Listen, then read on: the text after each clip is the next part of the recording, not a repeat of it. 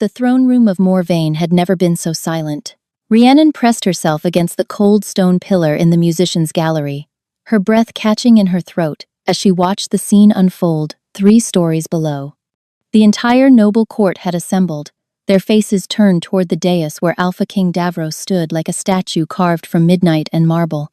She shouldn't have come.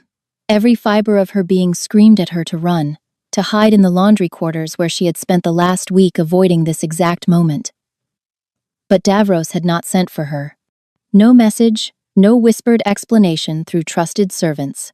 Nothing but 7 days of deafening silence after 6 months of whispered promises in moonlit gardens. So she had climbed the servants' stairs to see for herself. From her hidden vantage point, Rhiannon could see the rigid set of his shoulders beneath the ceremonial crimson and black, the way his jaw clenched as the high priestess droned through the ancient rites. His dark blonde hair was pulled back severely, revealing the sharp angles of his face. Even from this distance, she could see the amber eyes that had once looked at her with such desperate hunger now staring blankly ahead.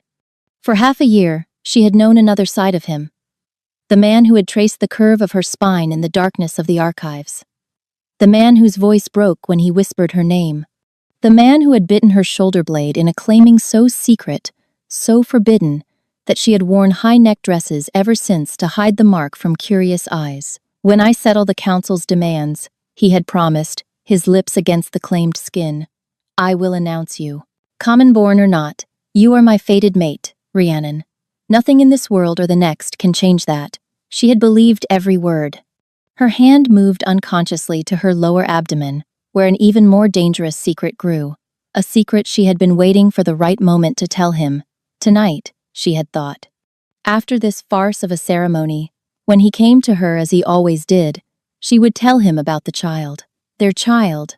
Let the candidates approach, the high priestess announced, her reedy voice somehow carrying through the vast chamber. Rhiannon's nails bit into her palms as 4 women in flowing silver gowns ascended the dais steps. Daughters of the 4 cardinal houses, each one breathtaking, each one raised from infancy for the possibility of standing exactly where they stood now. And at their center, her hair the color of burnished copper, and her eyes like chips of jade, walked Morgaine of House Talros. The crowd murmured approval. The Talros family controlled the western mountains, commanded 5,000 warriors, and had been maneuvering their daughter toward this moment for decades. Some said Morgaine had been betrothed to Davros in their cradles, that this ceremony was merely a formality. Rhiannon searched Davros's face for any sign of the man she loved, any flicker of warmth, of recognition, of the fierce devotion he had sworn was eternal and unbreakable. His expression could have been carved from ice. Davros, Alpha King of Morvain, blood of the first shifters, the high priestess intoned. You have consulted with your council. You have reviewed the treaties and bloodlines. Your kingdom awaits your choice. The silence stretched like a blade between Rhiannon's ribs. She stopped breathing. The mark on her shoulder blade burned beneath her dress, a phantom heat that pulsed in time with her racing heart. Surely he could feel it too. Surely he would turn, would scan the galleries until he found her, would declare that his choice had been made months ago in secret places where 2 souls recognized each other as mates. Davros stepped forward. His movement was wrong, Rhiannon realized with dawning horror. Too stiff, too mechanical. His usual fluid grace, the predatory elegance that marked him as alpha, was completely absent. And his eyes, those amber eyes that had blazed with passion when he looked at her, were flat, empty, like someone had extinguished the fire behind them. I choose, his voice rang out, hollow as a tomb. Morgaine of House Talros. The throne room erupted in celebration.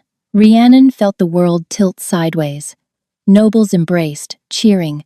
Warriors howled their approval, the sound shaking the ancient stones. The political alliance that would unite the mountains with the crown, securing Morvain's borders for generations, had been sealed, and Rhiannon felt something inside her chest shatter into 1,000 cutting pieces. The mark on her shoulder blade flared with sudden, searing agony. She gasped, doubling over in the shadows of the gallery, her hand flying to the spot where his teeth had once claimed her flesh.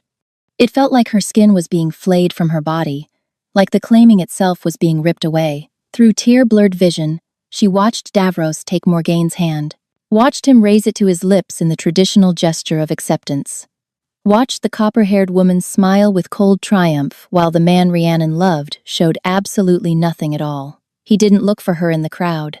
He didn't hesitate. He didn't seem to remember she existed. A sob tore from Rhiannon's throat, lost in the cacophony of celebration. She stumbled backward, desperate to escape before the grief crushed her completely. Her shoulder struck the gallery railing, sending pain shooting through her marked flesh. But she barely felt it.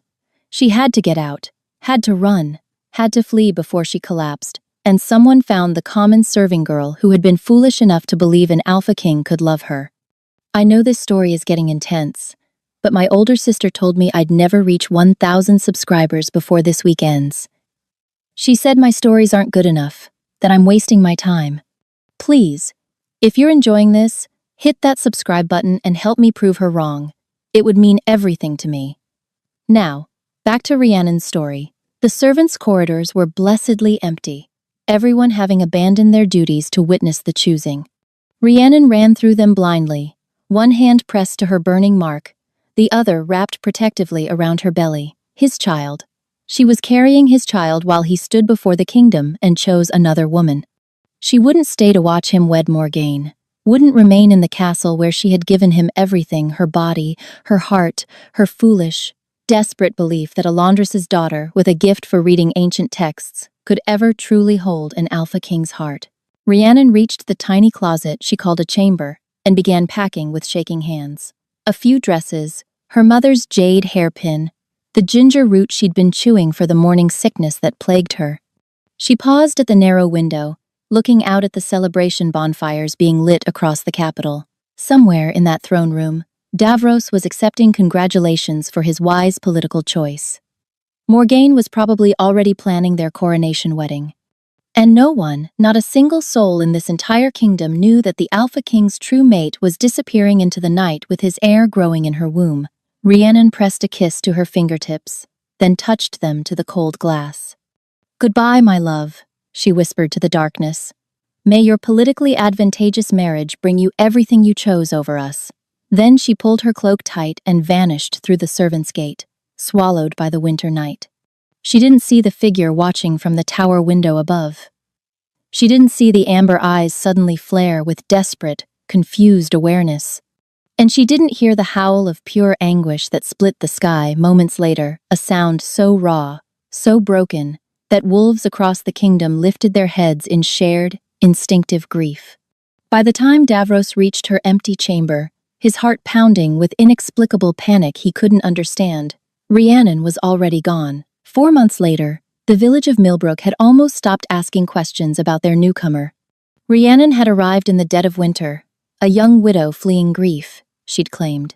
The village elder had taken pity on her swollen belly and haunted eyes, offering her the abandoned cottage at the forest's edge in exchange for her skills with letters and numbers. She had accepted without hesitation, grateful for any shelter that put distance between her and Morvain. Now spring was attempting to break through winter's grip, and Rhiannon had become simply the teacher woman who lives by the woods. She taught the village children to read. She kept the merchants' books. She translated old deeds for the land disputes. And every night, she lay awake with her hands on her impossibly large belly, feeling movements that came from multiple directions at once. The village healer had examined her 3 weeks ago, her weathered face creasing with surprise. "Twins, girl. Maybe triplets. I've never felt so many limbs pushing at once." Rhiannon had smiled weakly and said nothing. What could she say? That she was carrying the Alpha King's children? That she had fled the capital rather than watch him marry another?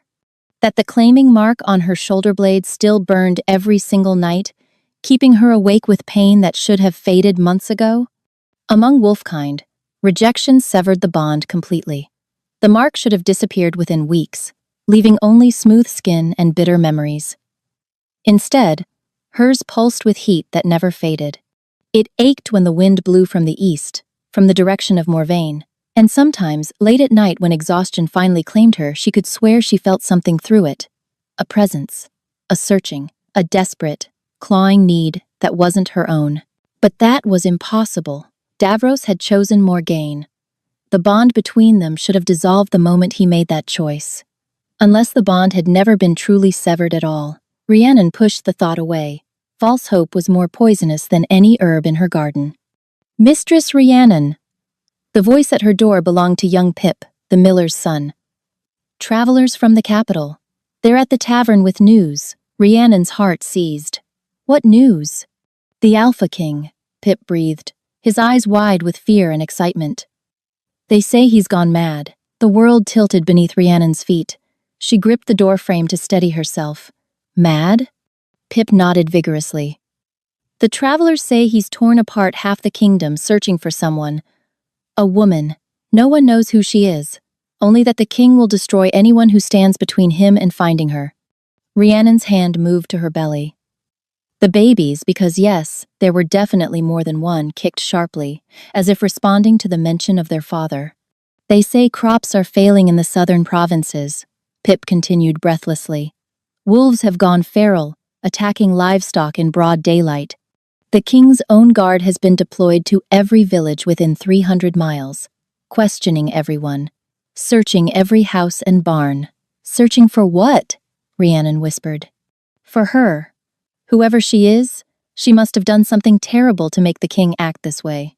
The travelers say he's offered a reward of 15,000 gold pieces for any information leading to her discovery. 15,000 gold. A fortune beyond imagination.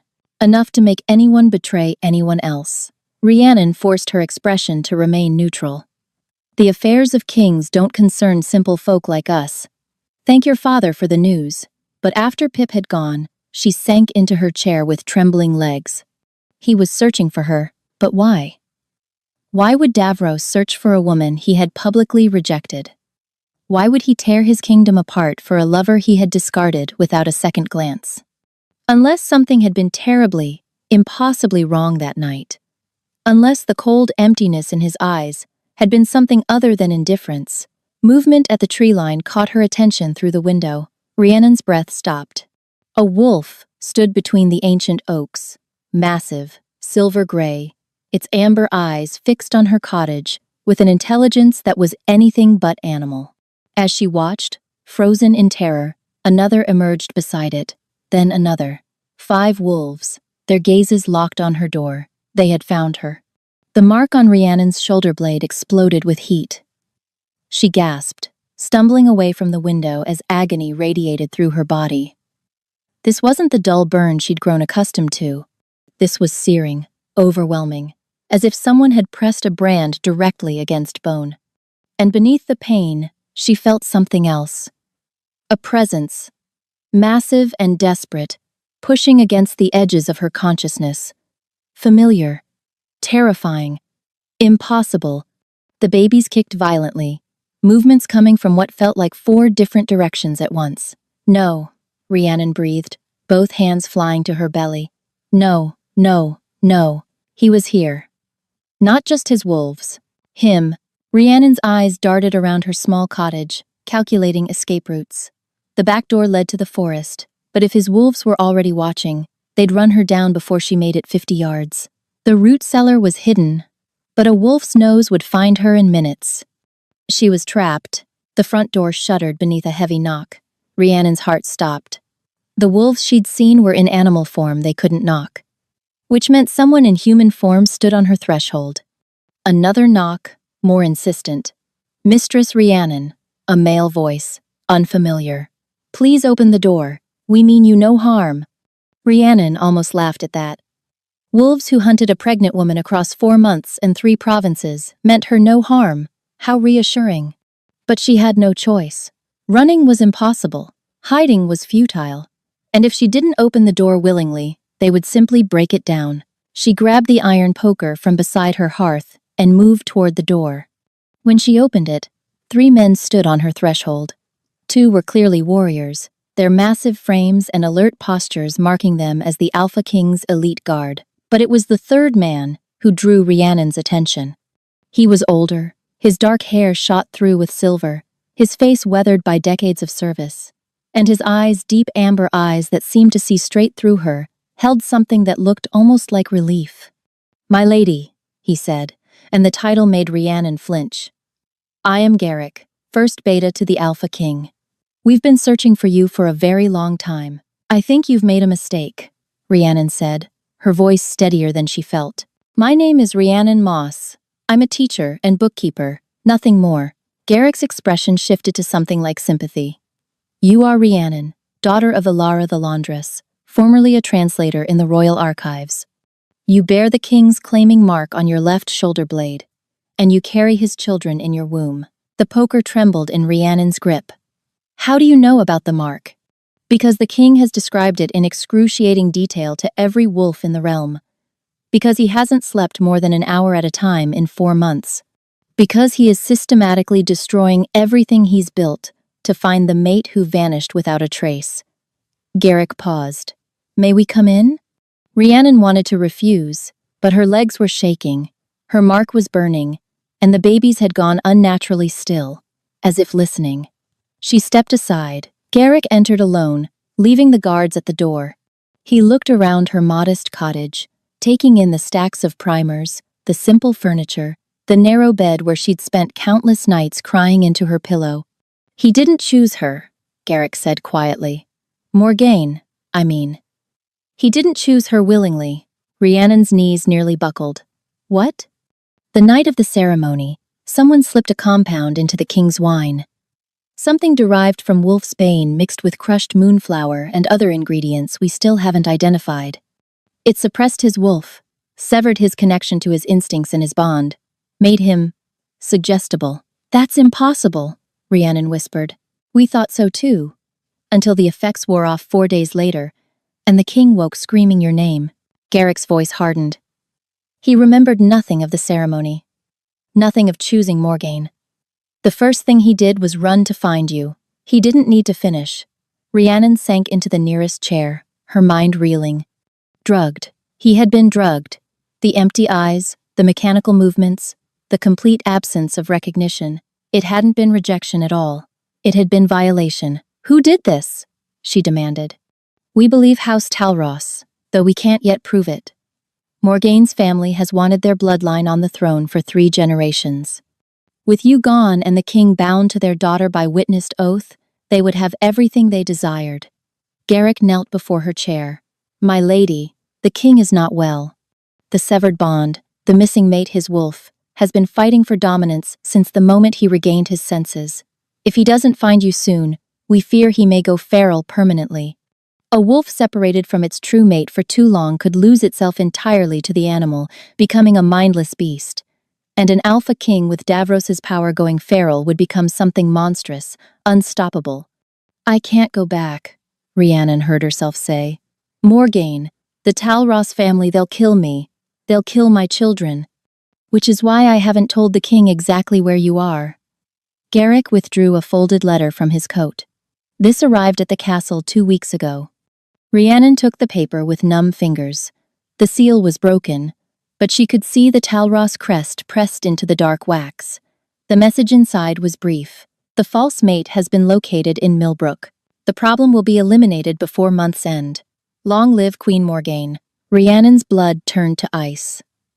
Assassins. Garrick nodded grimly. We intercepted this by chance. We don't know how many have been sent or how close they are. My lady, Davros will find you with or without my help. The bond is guiding him. Getting stronger every day, he gets closer. As if to emphasize his words, Rhiannon's mark flared with heat again. He feels that too, Garrick said quietly. Every time your mark burns, he feels an answering fire. It's the only thing keeping him sane, knowing you're alive somewhere. Before Garrick could say more, a howl split the evening air. It came from the forest, close, filled with warning. Garrick was on his feet instantly. They've found us. Who? Rhiannon demanded, rising despite her trembling legs. Through her window, she could see shapes moving between the trees. Not the silver-gray wolves who had watched her cottage earlier. These were different, darker, their movements coordinated with predatory precision. And leading them, stepping from the shadows with a crossbow raised, was a figure in black, whose face was hidden behind a bronze wolf mask. The Talros assassins had arrived. The first arrow shattered Rhiannon's window before she could draw breath to scream. Garrick moved with supernatural speed, shoving her toward the back of the cottage as glass exploded across the floor. The two guards burst through the front door, already shifting mid-stride, their human forms dissolving into massive wolves that lunged toward the tree line. "The cellar," Garrick commanded. "Now, there's no way out from the cellar," Rhiannon gasped. "You only need to survive until reinforcements arrive." Another arrow punched through the wooden wall, embedding itself inches from Rhiannon's head. She could see dark liquid glistening on its tip. "Poison," she realized aloud. "They're not trying to capture me, they're trying to kill me quickly." Garrick's jaw tightened. The Talross family can't afford witnesses. He pulled a long knife from his belt and pressed it into her hands. "The blade is silver-edged. It will wound even a shifted wolf. Use it if you must." Before Rhiannon could respond, a howl of pain erupted from outside. One of the guards, then silence. Garrick's eyes flickered amber, his wolf rising to the surface. "Stay hidden. Whatever happens, don't come out until you hear my voice." He paused. "Or the king's." But he was already gone, his body exploding into wolf form as he crashed through the ruined window to join the battle. Rhiannon stood frozen in her destroyed cottage, the silver knife clutched in her trembling hands. Through the shattered glass, she could see shapes moving in the darkness, wolves clashing with wolves, the flash of blades, the sickening sound of flesh meeting steel. Her mark burned with renewed intensity, and she gasped at the sensation that accompanied it. He was closer now, much closer. The bond between them pulsed with desperate urgency, and for the first time, Rhiannon understood that she could feel his emotions bleeding through. Rage so vast it threatened to consume everything. Fear, sharp and unfamiliar. And beneath it all, a longing so profound it made her eyes sting with tears. Through the window, she watched in horror as Garrick's wolf form was thrown against an oak tree with bone-cracking force. He struggled to rise, blood matting his silver-streaked fur, but 3 dark wolves circled him with predatory patience. He was losing. Rhiannon's gaze dropped to the cellar door. She could hide as Garrick had instructed, could wait in the darkness, and pray that help arrived before the assassins found her. But Garrick would be dead by then.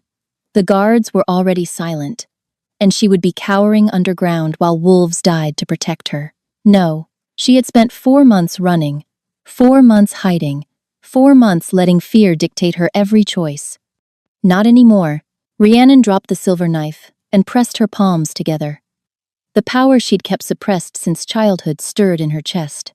She had always been told to hide this gift, had always been warned that healing magic in someone of common blood would mark her as unnatural, as something to be destroyed. But she was already marked for death.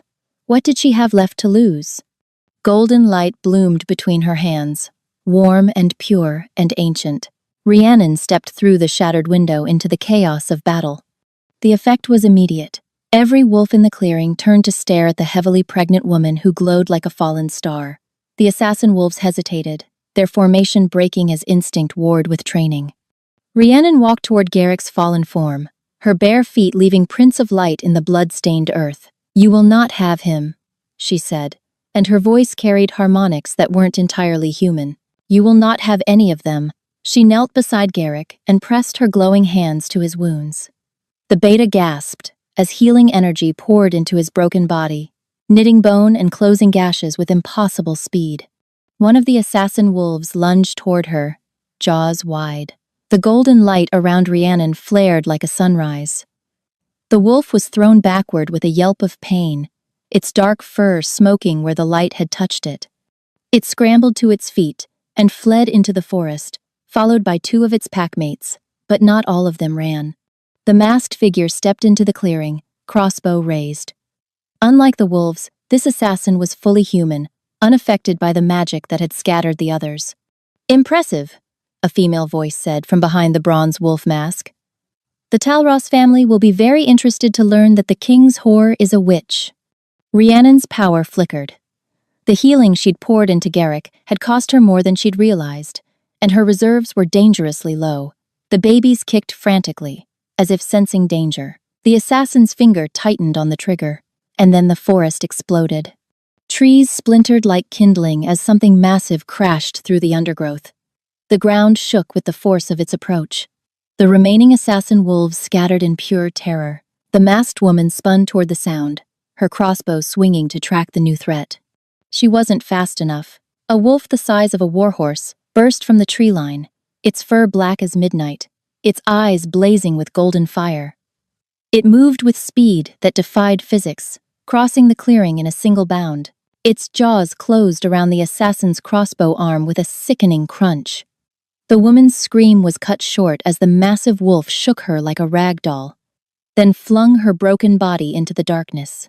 The wolf turned in a circle, searching for more threats, finding none. Then those burning golden eyes fixed on Rhiannon. She couldn't move, couldn't breathe, could only stare at the creature that radiated power like heat from a bonfire. The wolf approached her slowly, each step deliberate. Blood dripped from its muzzle. Its massive body blocked out the moonlight. And yet, when it finally stood before her, it lowered its great head and pressed its nose gently to her belly. The babies kicked all of them at once, what felt like 6 or 7 tiny limbs responding to their father's presence. The wolf made a sound that was almost a whimper. "Davros?" Rhiannon whispered. The shift happened in the space between heartbeats. One moment, a wolf stood before her. The next, a man knelt in the blood-soaked earth, his hands hovering over her stomach, as if he was afraid to touch her. He looked up, and Rhiannon saw that the Alpha King was weeping. "You're alive," Davros breathed, his voice raw, broken, as if he'd been screaming for months. "You're alive, and you're—" His eyes dropped to her swollen belly. His hand reached toward it, then stopped, hovering inches from her dress. "May I?" The question shattered something in Rhiannon's chest. The Alpha King, the most powerful wolf in 3 kingdoms, was asking permission to touch his own children. She took his hand and pressed it to her stomach. The babies kicked immediately, movements coming from multiple places at once. Davros's eyes widened, his palm flattening against her belly to feel more. "Children," he whispered. "Our children. Rhiannon, why didn't you tell me?" The question broke the spell. Rhiannon stepped backward, pulling away from his touch. The warmth of the moment dissolved into the cold reality of everything that had happened. "Tell you?" Her voice came out sharper than intended. "When would I have done that, Davros? Before or after you chose Morgaine in front of the entire kingdom?" Davros flinched as if she'd struck him. "I didn't choose her. I would never. I saw you." The words tore from her throat. "I was there. I watched you take her hand. I watched you stand before our people and declare she would be your queen while I hid in the gallery like some shameful secret." "Rhiannon, please." Davros rose to his feet, his hands reaching for her. "I was drugged. Garrick told you." "How convenient," Rhiannon spat, even as her heart cracked at the agony in his eyes. "Convenient?" Davros's voice hardened. "You think any part of this has been convenient? I've spent 4 months hunting for you. 4 months fighting my wolf for control. 4 months watching my kingdom crumble, while I tore apart every village, every forest, every corner of the realm searching for the mate who vanished without a word. Because you rejected me, because I was violated." The roar shook the clearing. The word hung between them, terrible and true. "Do you think I chose this?" Davros's voice cracked. "Do you think I wanted to wake up bound to a woman I despise while the woman I love was gone? While our bond was screaming in my chest and I had no idea where you were, or if you were even alive?" His vulnerability was like a knife between Rhiannon's ribs. She had never expected to see this, the most powerful wolf in 3 kingdoms laid bare before her. "I thought you'd thrown me away," she whispered. "I thought everything you said was a lie, that I was just a convenient distraction until you were forced to choose someone worthy of your crown." Davros closed the distance between them in 2 strides. His hands cupped her face, tilting it up until she had no choice but to meet his gaze. "You are worthy of everything," he said fiercely. "You are my mate, my true mate. The bond recognized you before I even knew your name. Do you think I would give that up for politics? For power? For anything in this world or any other?" A sob escaped Rhiannon's throat. She had held the grief inside for so long, had built walls around her broken heart to keep functioning. But now, with his hands on her face and his words cracking through her defenses, those walls were crumbling. "I waited for you," she choked out. "That night, I waited in my chamber for you to come. I was going to tell you about the babies. I'd practiced the words 100 times. Davros's expression shattered. Rhiannon. And when you didn't come, I went to find you. Instead, I found you choosing her, kissing her hand, looking at her like she was your future, while I stood in the shadows with your children growing inside me. She pounded her fist against his chest, but there was no strength behind the blow. Do you know what that felt like? Davros caught her wrist and pressed her palm flat against his heart. Yes, he said quietly. I know exactly what it felt like. Because I've spent every moment since that night living with the knowledge that I failed you, that something was done to me that made me betray the most important person in my existence. His heartbeat thundered beneath her hand, strong and steady and achingly familiar. I haven't touched Morgaine, he continued. I haven't even been in the same room with her since I regained my senses. The council is threatening rebellion. Half the noble houses have withdrawn their support. He laughed bitterly. They think I've gone mad, Rhiannon. And perhaps I have, but I would burn this kingdom to ashes before I let anyone but you sit beside me on that throne. The mark on her shoulder blade flared with heat, and she felt his answering pulse through the bond. His claim on her, incomplete as it was, resonated with something deep in her soul. The Talros family sent assassins, she heard herself say. They want me dead. Davros's eyes hardened to molten gold. Then the Talros family will learn what happens to those who threaten my mate. A rustle from the tree line interrupted them. Garrick stepped forward, his body still bearing marks of battle despite Rhiannon's healing. My king, the beta said carefully. The assassin you dealt with was Morella Talros, Morgaine's younger sister. The name hung in the air like poison. Then there's no more pretense, Davros said grimly. The Talros family has openly attempted to murder the true queen of Morvain. This is war. His hand moved to her belly again, cradling the curve where his children grew. They tried to take everything from me. My mate, my heirs, my very will. I will not allow them to threaten our family ever again. A howl rose from the forest, long and mournful. More followed, dozens of voices, joining in a chorus that seemed to shake the very earth. The king's wolves have arrived, Garrick said. All of them. Rhiannon looked past Davros to see shapes emerging from the darkness. Wolves of every size and color, filling the clearing, their eyes gleaming with fierce loyalty. We go to Morvain tonight, Davros announced. Rhiannon comes with us. The Talros family answers for their crimes before the next moon rises. Rhiannon wanted to protest, wanted to argue that she was in no condition to travel, that the babies needed rest. But when Davros looked at her, his golden eyes soft with tenderness, she found she couldn't refuse him anything. Together? She asked quietly. Davros pressed his forehead to hers. Always, my heart. From this moment until my last breath, together. The journey to Morvain should have taken 4 days. Davros's wolves made it in 2. Rhiannon rode in front of the Alpha King on his massive black horse, his arm wrapped securely around her waist, his body shielding her from the biting wind. She had protested at first, but Davros had simply lifted her onto his saddle and silenced her objections with a look that brooked no argument. My wolf needs you close, he'd said, his voice rough with emotion. 4 months of separation nearly destroyed us both. I won't let you out of my sight until the bond is completed and every threat to your safety is eliminated. So Rhiannon had relented, leaning back against his chest and feeling his heartbeat against her spine. The babies seemed to approve, settling into peaceful stillness for the first time in weeks. As they rode through the night, Davros told her everything. He told her about waking from the drugged haze to find Morgaine in his chambers, attempting to consummate a union he had no memory of agreeing to. About the horror that had flooded through him when he realized what had been done. About throwing Morgaine from his rooms and ordering her confined pending investigation.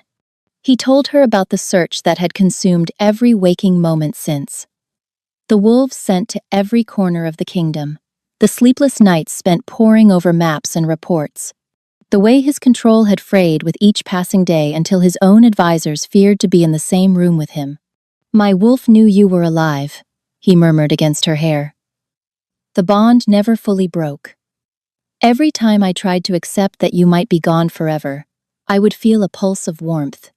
And I knew you were out there somewhere, waiting for me to find you. Rhiannon's hand moved to cover his where it rested on her belly. I felt it too, she admitted. The burn that never faded. The dreams that felt more real than waking. Davros stiffened behind her. You dreamed of me? Every night. You came to my cottage. You spoke to me in words I could somehow understand. You told me you loved me, that you would find me, that nothing would keep us apart. Those weren't dreams. Davros's voice was hoarse. My wolf, when I slept, he would reach for you through the bond. I thought I was only imagining it, but you actually felt. He trailed off, overcome. Rhiannon turned in the saddle to look at him.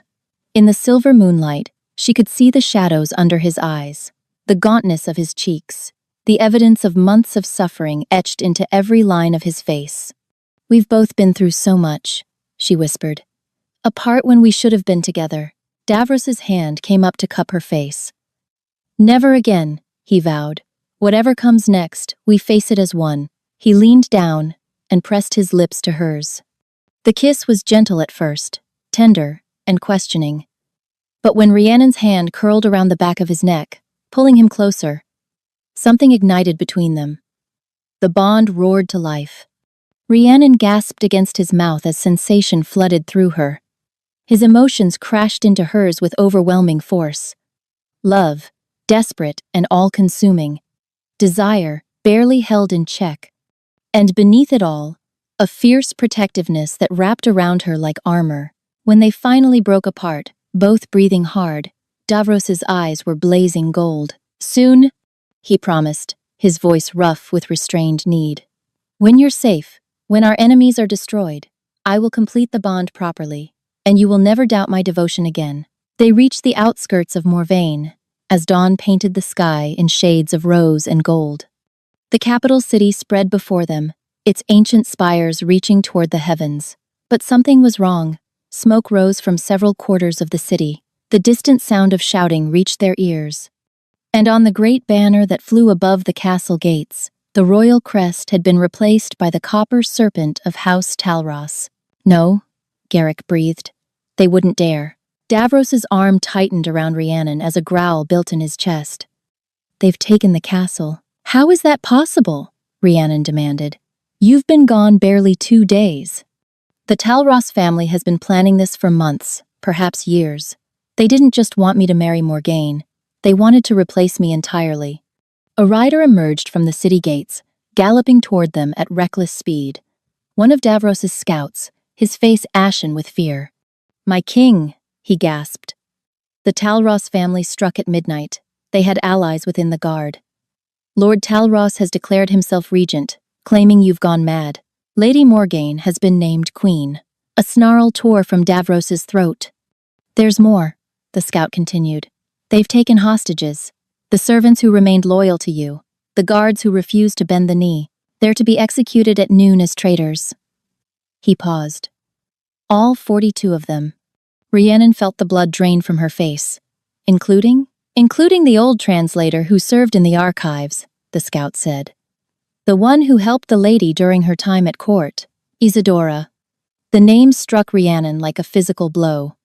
Isadora, who had taught her to read ancient texts, who had covered for her absences when she slipped away to meet Davros in secret, who had suspected the truth and never breathed a word. We have to save them, Rhiannon said fiercely. Davros looked down at her. Rhiannon, you can't enter that city. If the Talros family captures you, if we do nothing, 42 innocent people die. I won't have their blood on my hands. I won't let Isadora die because she was kind to me. For a long moment, the Alpha King was silent. Then, slowly, a smile spread across his face. Something fierce, something proud. My queen, he murmured. Even now you think of others before yourself. He turned to address the army of wolves assembled behind them. The Talros family believes they've won. They believe their treachery has succeeded, that their false queen sits secure upon a stolen throne. His eyes blazed with golden fire. They are wrong. A howl rose from the assembled wolves. hundreds of voices joining in a chorus of fury and loyalty. Today we take back what is ours.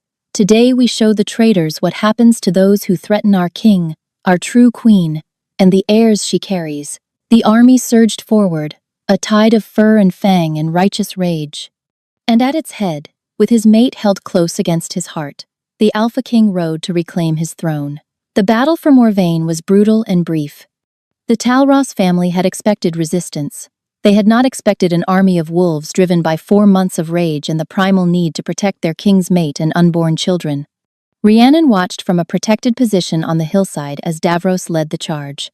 Even from this distance, she could feel his fury through the bond, a blazing inferno that scorched through her veins.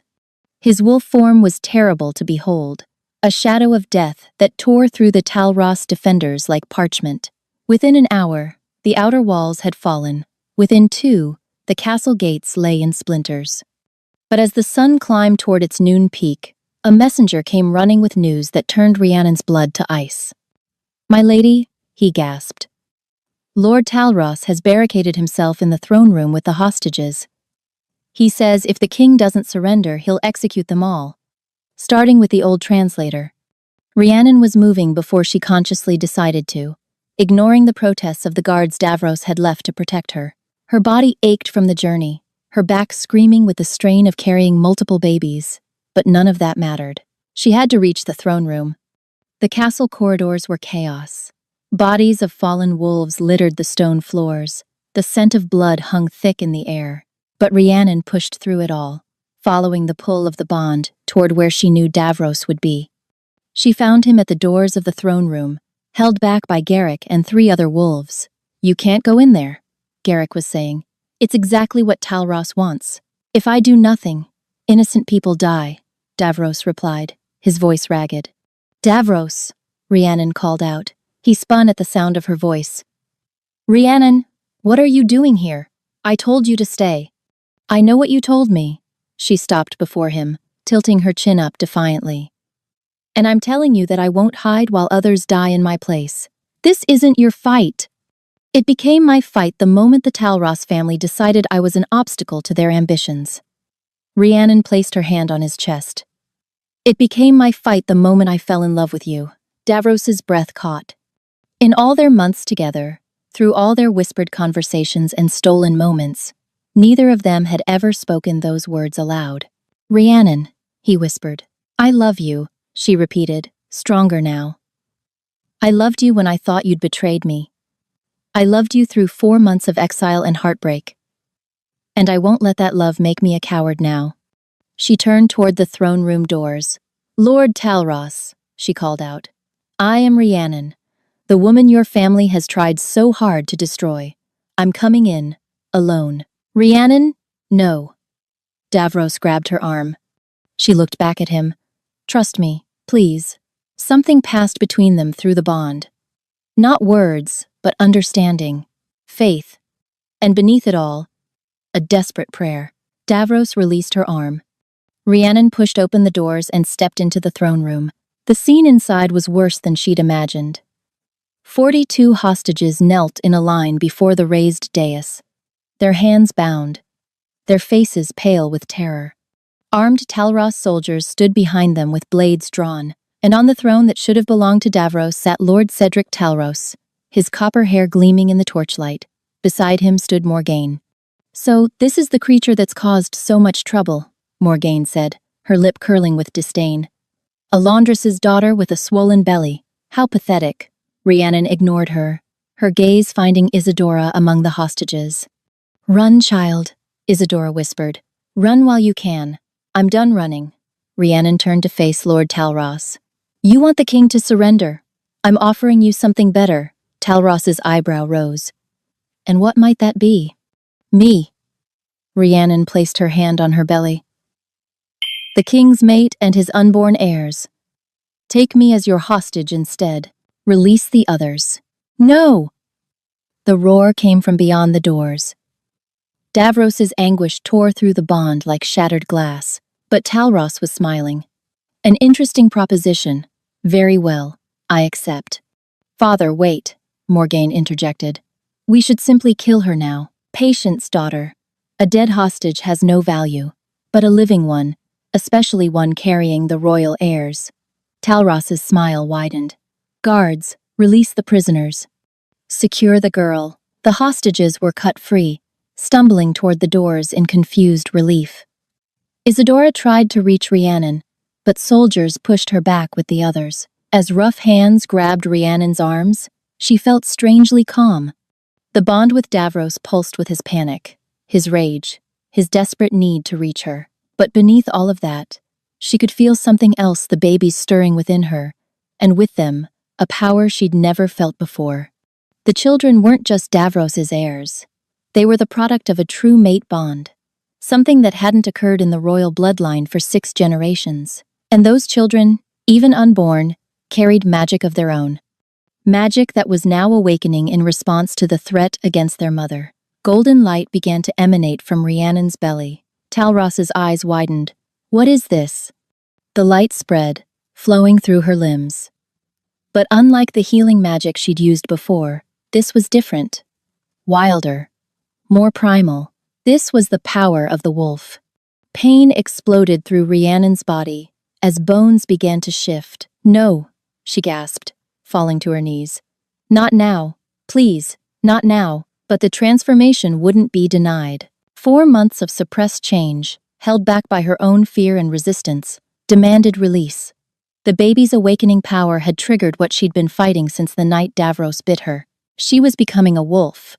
And she was doing it in the middle of an enemy stronghold, surrounded by soldiers who wanted her dead.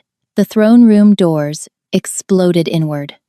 Davros burst through in full wolf form, his massive black body hurtling toward her even as her own body tore itself apart. His howl shook the rafters, a sound of pure anguish and protective fury. Talros soldiers rushed to intercept him. Morgaine screamed orders. Chaos erupted on every side, and Rhiannon, caught in the agony of transformation, could only pray that she survived long enough to meet her mate on the other side. The pain was like nothing Rhiannon had ever experienced. Every bone in her body shattered and reformed. Every muscle tore and rebuilt itself. Her skin rippled and split as fur pushed through from beneath.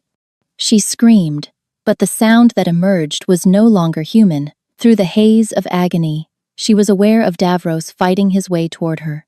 His massive wolf form scattered Talros soldiers like leaves, but he wasn't fast enough. Lord Talros had drawn a blade, a sword that gleamed with an unnatural silver sheen. Wolf's bane-coated steel. If I can't have the throne, Talros snarled, raising the blade over Rhiannon's convulsing body, then neither will he. The sword descended. And stopped. Rhiannon's hand, no longer fully human, had caught the blade. Silver-white fur covered her fingers, and claws that hadn't existed moments before dug into the poisoned steel. The wolf's bane burned against her palm, but she held firm. No, she growled, and her voice carried harmonics that resonated with ancient power. The transformation completed in a surge of golden light. Where a pregnant woman had knelt, a wolf now stood.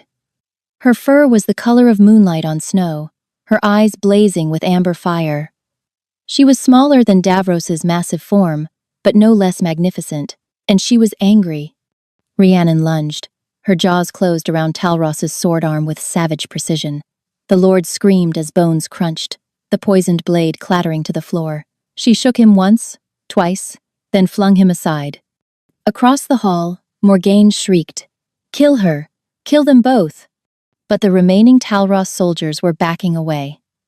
They'd signed on to support a coup, not to face 2 enraged wolves of the royal bloodline. One by one, they dropped their weapons and fled. Davros reached her side, his black fur pressing against her white. Through the bond, she felt his overwhelming relief, his awe, his fierce pride. "You shifted," his voice echoed in her mind. "Rhiannon, you shifted." "I had motivation," she replied, surprised by how natural the mental communication felt. Davros made a sound that might have been a laugh. "My brave, impossible mate." Morgaine had retrieved her father's fallen sword and was advancing toward them with murder in her eyes. "You ruined everything," Morgaine hissed. "You were supposed to be nobody. Instead, you've destroyed my family, stolen my crown, and now you stand there in a form you don't deserve." Rhiannon shifted back to human, her body flowing through the change with surprising ease. She stood before her enemy, one hand resting on her belly where the baby still grew, miraculously unharmed.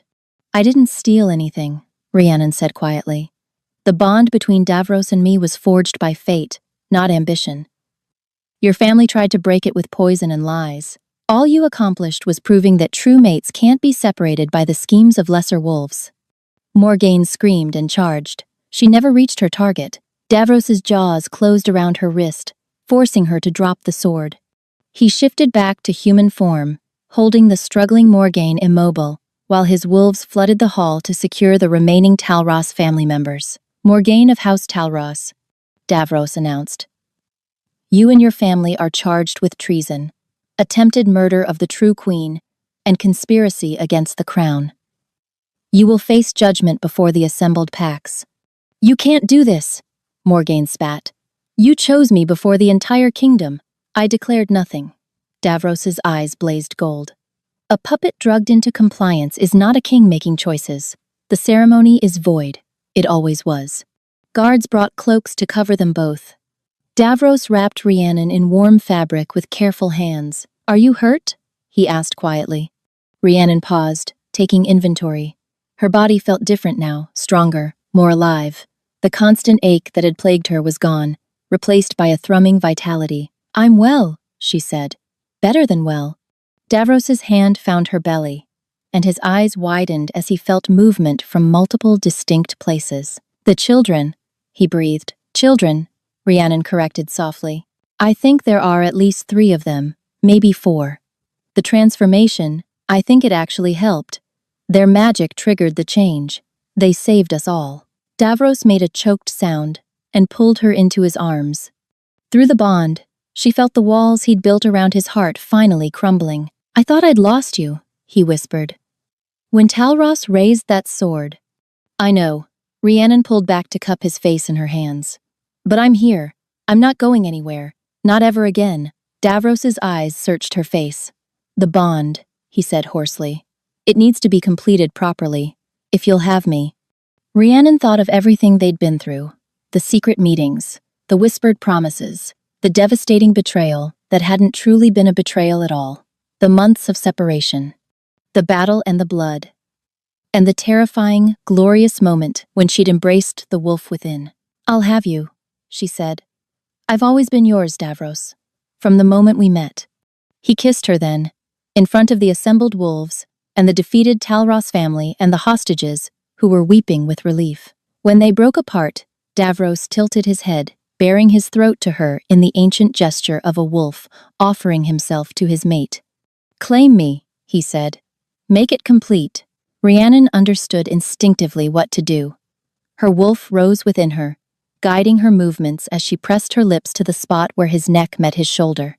She felt his pulse thundering beneath her mouth. Her teeth sank into his flesh. The bond exploded between them. It wasn't pain. It was completion. 2 halves of a single soul finally becoming whole. Rhiannon felt Davros's essence pour into her as hers flowed into him. Every memory, every emotion, every secret corner of their hearts laid bare to each other.